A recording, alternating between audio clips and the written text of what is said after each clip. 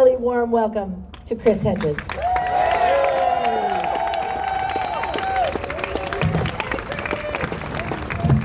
Thank you for coming.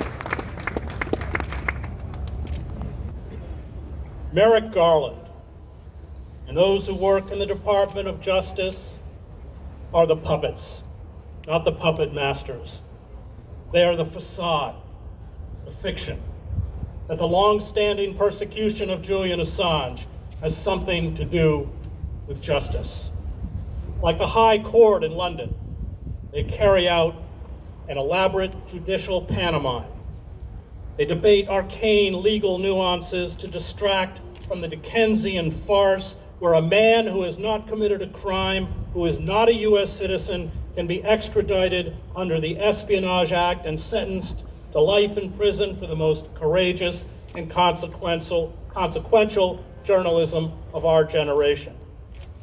The engine driving the lynching of Julian is not here on Pennsylvania Avenue.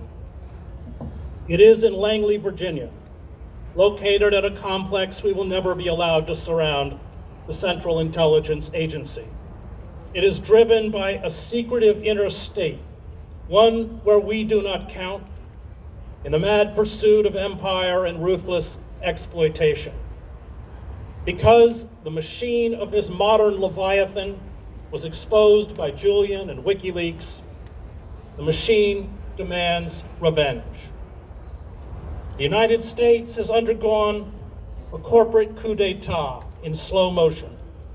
It is no longer a functioning democracy. The real centers of power in the corporate, military, and national security sectors were humiliated and embarrassed by WikiLeaks. Their war crimes, lies, conspiracies to crush the democratic aspirations of the vulnerable and the poor, and rampant corruption here and around the globe were laid bare in troves of leaked documents. We cannot fight on behalf of Julian unless we are clear about who we are fighting against. It is far worse than a corrupt judiciary.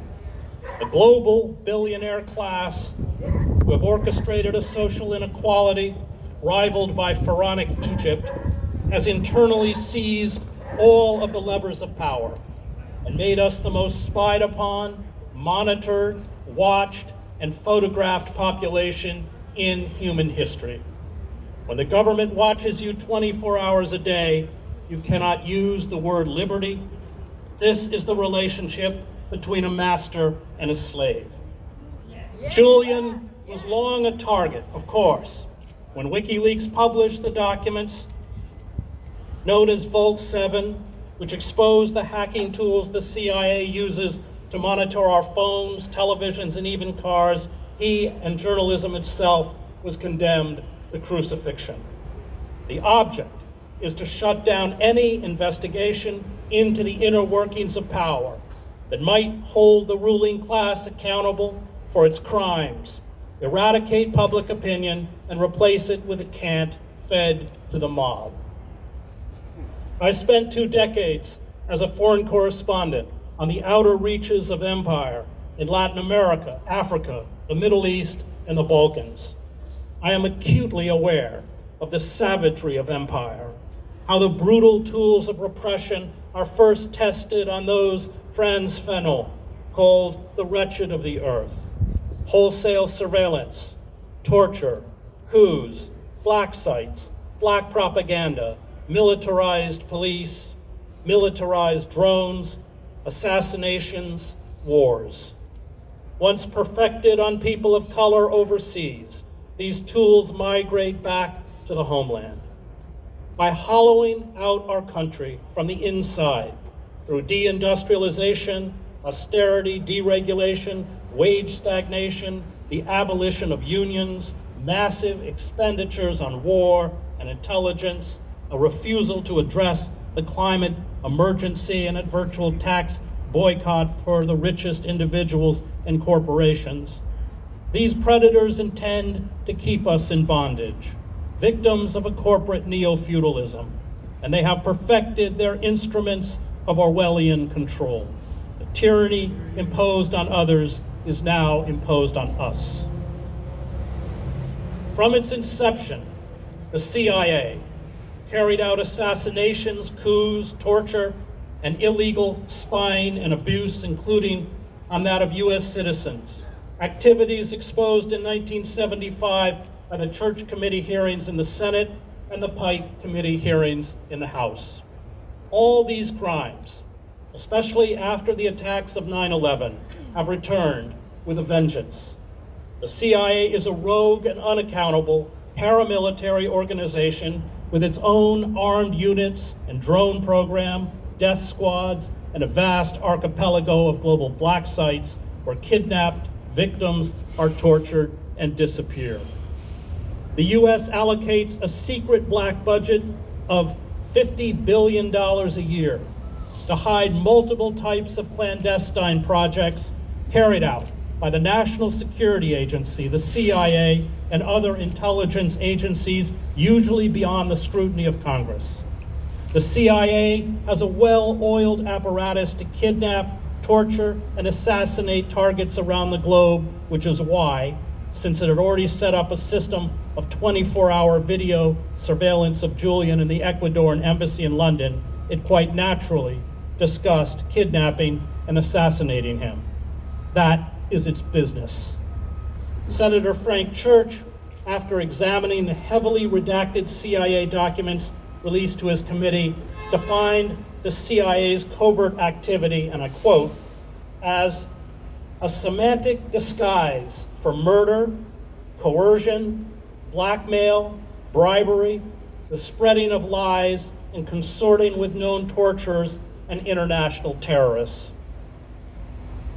All despotisms mask state persecution with sham court proceedings. The show trials and troikas in Stalin's Soviet Union, the raving Nazi judges in fascist Germany, the denunciation rallies in Mao's China. State crime is cloaked in a faux legality, judicial farce. Julian is extradited and sentenced, and given the Lubyanka-like proclivities of the Eastern District of Virginia, this is a near certainty. It means that those of us who have published classified material, as I did when I worked for the New York Times, will become criminals. Hear him. It means that the Iron Curtain will be pulled down to mask the abuses of power. It means that the state, which through special administrative measures, or SAMs, anti-terrorism laws, and the Espionage Act, have created our homegrown version of Stalin's Article 58, can imprison anyone, anywhere in the world, who dares commit the crime of telling the truth. We are here today to fight for Julian, but we are also here to fight against powerful subterranean forces that, in demanding Julian's extradition and life imprisonment, have declared war on journalism. We are here today to fight for Julian, but we are also here to fight for the restoration of the rule of law and democracy. We are here today to fight for Julian, but we are also here to dismantle the wholesale Stasi-like state surveillance erected across the West. We are here today for Julian. But we are also here to overthrow, and let me repeat that word for the benefit of those in the FBI and Homeland Security who have come here to monitor us, overthrow